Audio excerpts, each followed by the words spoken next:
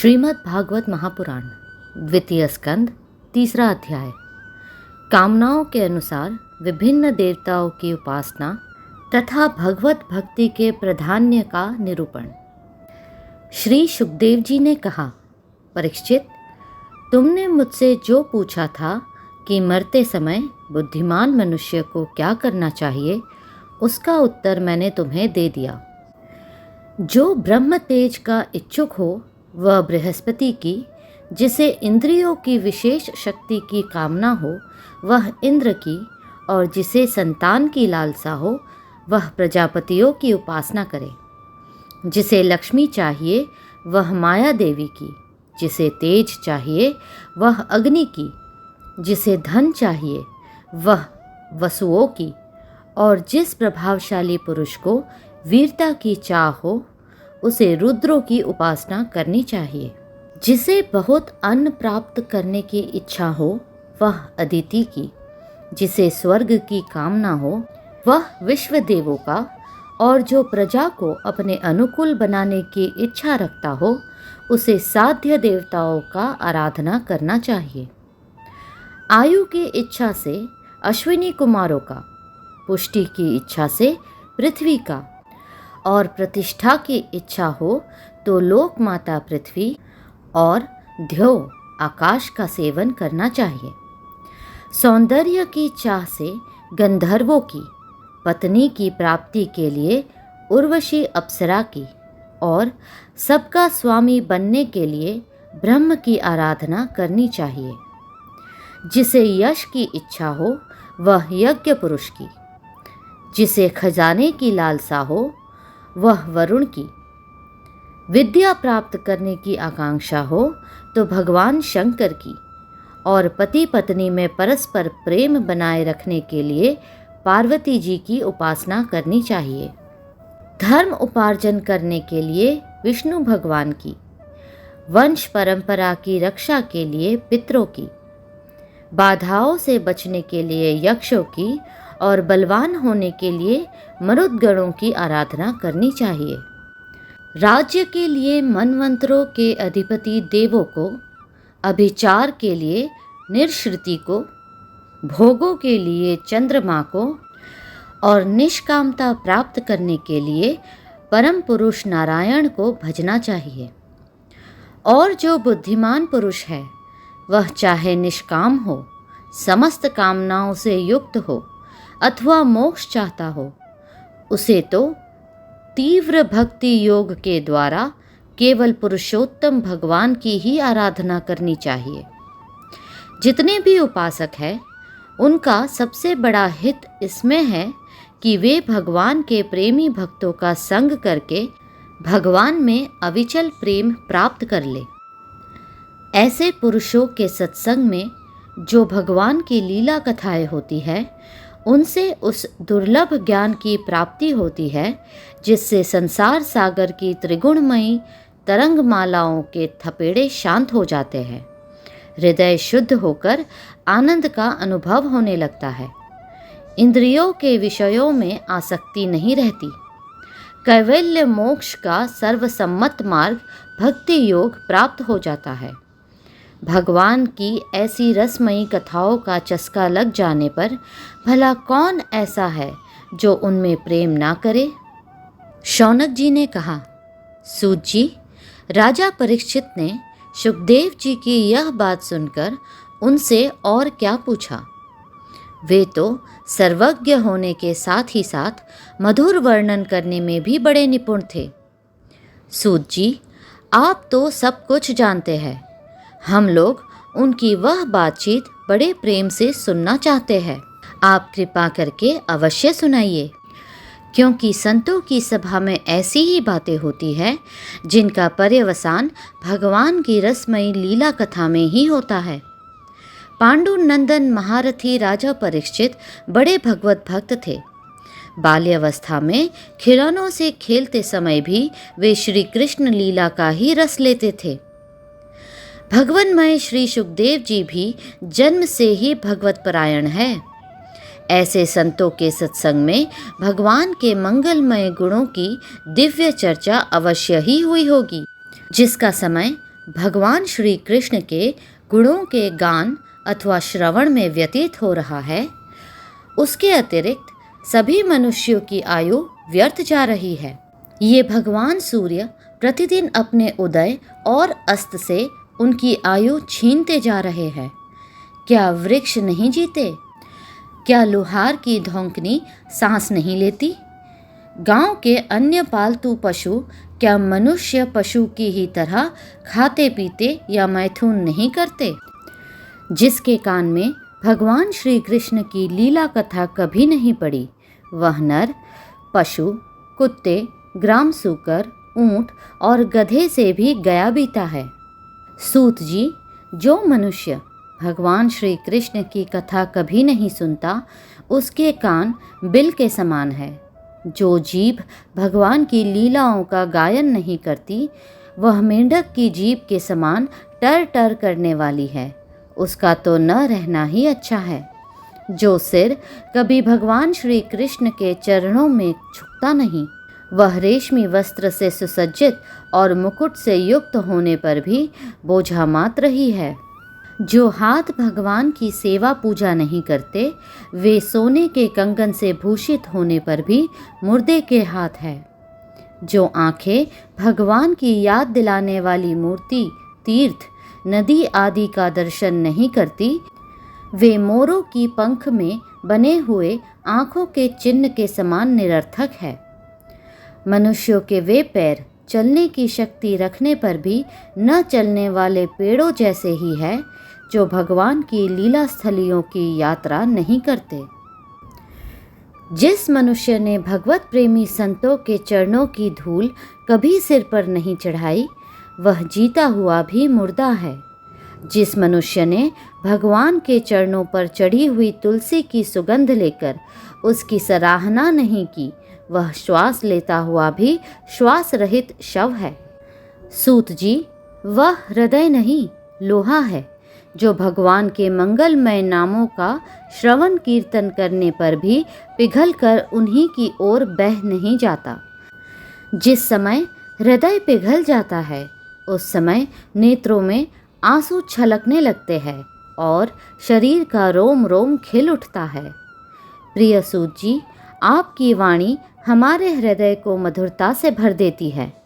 इसलिए भगवान के परम भक्त आत्मविद्या विशरद श्री सुखदेव जी ने परीक्षित के सुंदर प्रश्न करने पर जो कुछ कहा, वह संवाद आप कृपा करके हम लोगों को सुनाइए।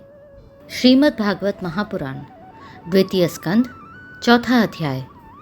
राजा का सृष्टि विषयक प्रश्न और सुखदेव जी का कथारंभ। सूत जी कहते हैं, सुखदेव जी के वचन भगवत तत्व का निश्चय कराने वाले थे। उत्तरानंदन राजा परीक्षित ने उन्हें सुनकर अपनी शुद्ध बुद्धि भगवान श्री कृष्ण के चरणों में अनन्य भाव से समर्पित कर दी। शरीर, पत्नी, पुत्र, महल, पशु, धन, भाई बंधु और निष्कंटक राज्य में नित्य के अभ्यास के कारण उनकी दृढ़ ममता हो गई थी।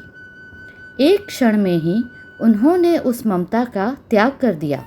शौनक आदि ऋषियों, महामनस्वी परीक्षित ने अपनी मृत्यु का निश्चित समय जान लिया था। इसलिए उन्होंने धर्म, अर्थ और काम से संबंध रखने वाले जितने भी कर्म थे, उनका संन्यास कर दिया। इसके बाद भगवान श्री कृष्ण में सुदृढ़ आत्मभाव को प्राप्त होकर बड़ी श्रद्धा से भगवान श्री कृष्ण की महिमा सुनने के लिए उन्होंने श्री सुखदेव जी से यही प्रश्न किया, जिसे आप लोग मुझसे पूछ रहे हैं। परीक्षित ने पूछा, भगवत स्वरूप मुनिवर, आप परम पवित्र और सर्वज्ञ है। आपने जो कुछ कहा है वह सत्य एवं उचित है।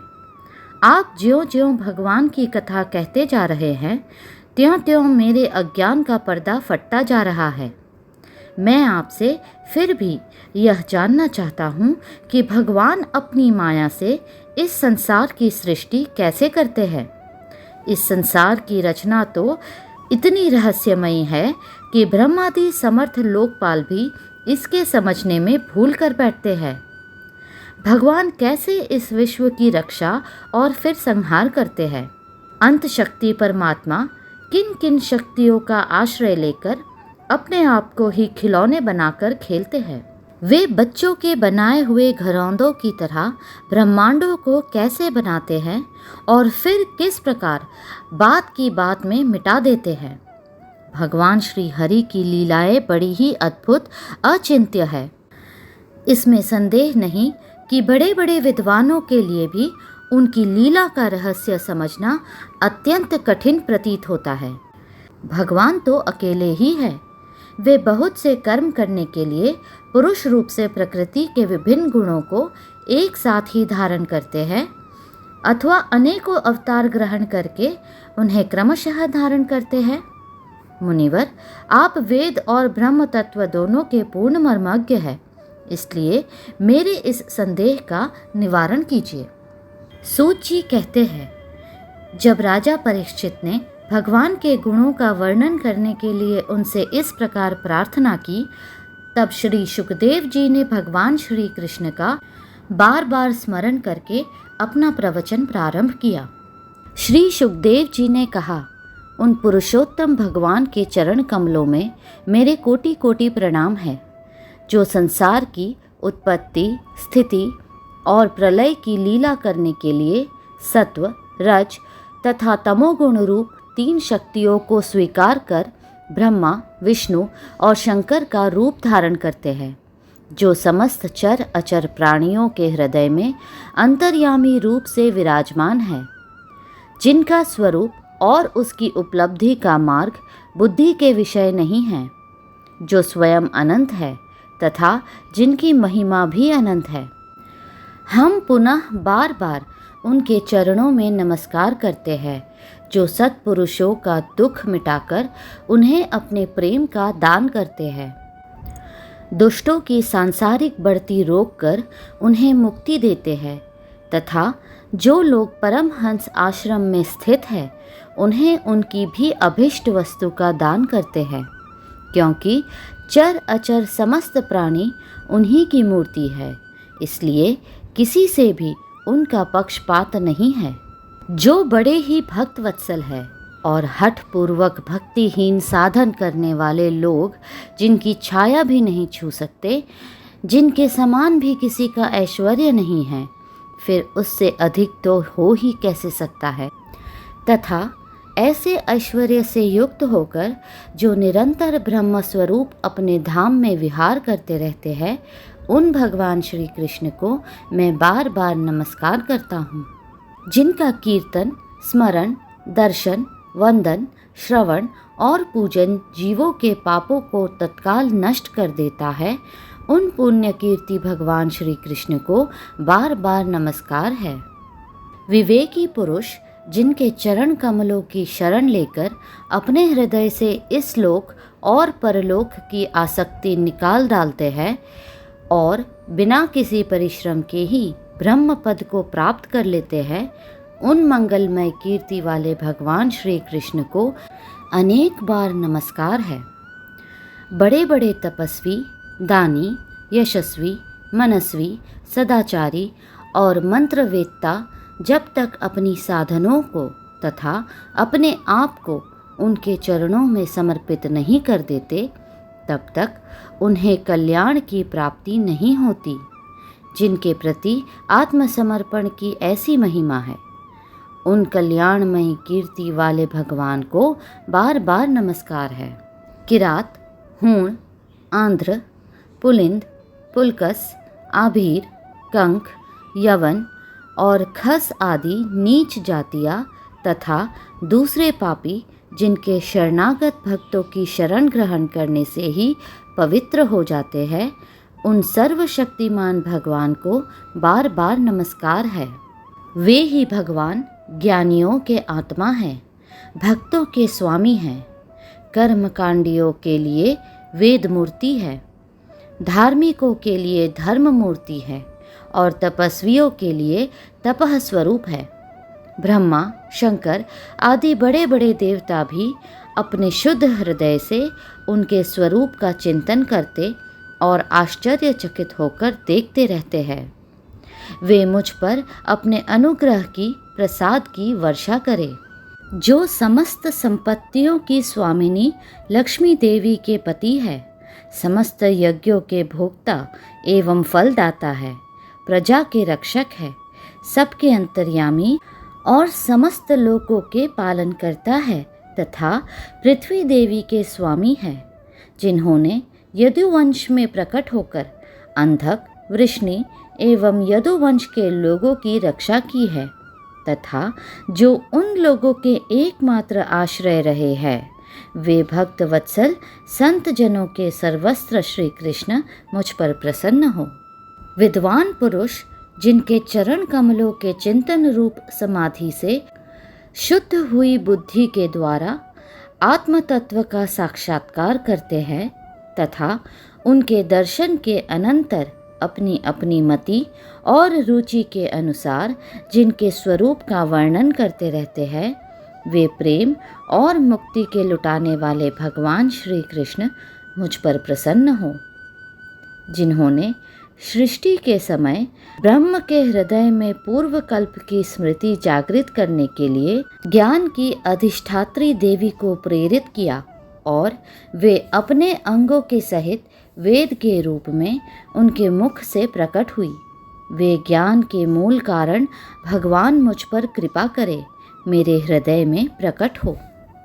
भगवान ही पंच महाभूतों से इन शरीरों का निर्माण करके इनमें जीव रूप से शयन करते हैं और 5 ज्ञानेंद्रिय, 5 कर्मेंद्रिय, 5 प्राण और 1 मन, इन 16 कलाओं से युक्त होकर इनके द्वारा 16 विषयों का भोग करते हैं। वे सर्वभूतमय भगवान मेरी वाणी को अपने गुणों से अलंकृत कर दे। संत पुरुष जिनके मुख कमल से मकरंद के समान झरती हुई ज्ञानमयी सुधा का पान करते रहते हैं, उन वासुदेव अवतार सर्वज्ञ भगवान व्यास के चरणों में मेरा बार बार नमस्कार है। परीक्षित, वेद गर्भ स्वयंभू ब्रह्मा ने नारद के प्रश्न करने पर यही बात कही थी, जिसका स्वयं भगवान नारायण ने उन्हें उपदेश किया था और वही मैं तुमसे कह रहा हूँ। अगला अध्याय शीघ्र साझा होगा। कृपया सब्सक्राइब कीजिए।